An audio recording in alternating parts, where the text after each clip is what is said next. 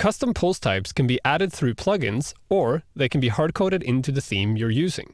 I find the latter to be a far more solid way to go, and it also ensures that everything works properly even if your plugin doesn't. Setting up a basic custom post type is easy and only requires a few simple lines of code in functions.php, or in our case in the abstraction file posttypes.php. The project we're working on, Culinary Artistry, requires 3 custom post types, one for recipes, one for photos, and one for videos. The code to create these is exactly the same. The only thing that changes is the function names and the names of the post types themselves. Now, before we go there, if you look at your admin panel right now, you'll see that you have this word hello at the very top, even in the admin panel. You'll remember this is the same hello we added inside the posttypes.php file to make sure it works. And this just proves the point that when you add something to the functions file, it applies to everything that has to do with your WordPress installation, both on the front end and the back end. And that's what we're going to use now. So the first thing we need to do is, of course, take out this echo hello. And then we can start building our first post type. Because building a post type requires exact code, I've created a code snippet for you. So you can go to the code snippets file and find here, it says in posttypes.php, and then it lists the actual function. So if we copy it from add new post type for recipes down to the end curly bracket here, and paste it into posttypes.php, we have the function that creates the post type recipes. I'll just explain it to you quickly. At the very top, we have a comment that just explains what it is. I always tend to add comments to every new function I make so that when I come back later, I know what's going on. The function itself is here. It's called cooking recipes init, and this is the function that creates the actual custom post type. It consists of a set of arguments, and then the function register post type, and then the name of the post type and the arguments. So this post type is called recipes because it's recipes. And the arguments have label recipes, which is the name of the post type itself as is displayed inside WordPress. It also has the singular label recipe for singular instances. And then it has a bunch of other values. It says public to true because it's supposed to be publicly visible. So when people visit your site, they can see it. It's publicly queryable.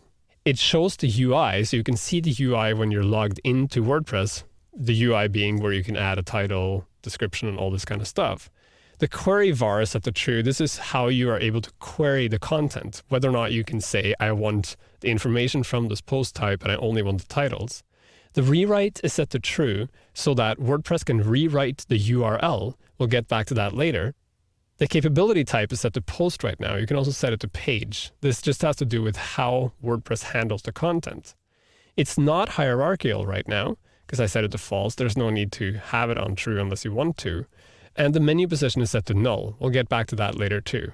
And finally, there's a support variable that tells WordPress what content is supported within the actual individual posts. We'll also get back to that later. The final thing that happens is, after this function is built, we have this add action at the top. The add action actually calls the function into WordPress. Right now it's being called add init, which is when WordPress admin boots up. And the function called is this cooking recipes init, which is the one we just made.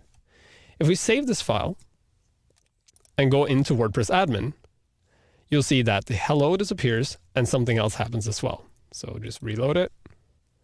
And you'll see hello disappeared. And down here at the bottom, we now have a new post type, recipes. If we click on it, you'll see it looks just like posts, except it says recipes. And you can add a new recipe, and in time, you'll also be able to manage it. When we go in and add new, you'll also see we have title, content or editor, and discussion. If we go back to our call, you'll see here under supports that we have title, editor, and comments. To add a second custom post type, all we need to do now is simply copy this batch of code and paste it in. Then we'll just make some quick changes. We'll call this photos instead. Call it cooking photos and change the actual function. And then we change the label and the singular label. and photo. And finally, down here, register post type. We'll call it photos. Save it. Reload WordPress admin. And we now have both recipes and photos. So we'll do the same for videos. Copy the entire function. Paste it in. Change to videos. And change the actual function. Call it cooking videos. And then we change the label and the singular label. And at the bottom here. Save. Reload WordPress admin. And we now have 3 custom post types: recipes, photos, and videos. If you didn't quite follow along here, I created a complete code snippet for you. You can just copy out the entire batch of code here.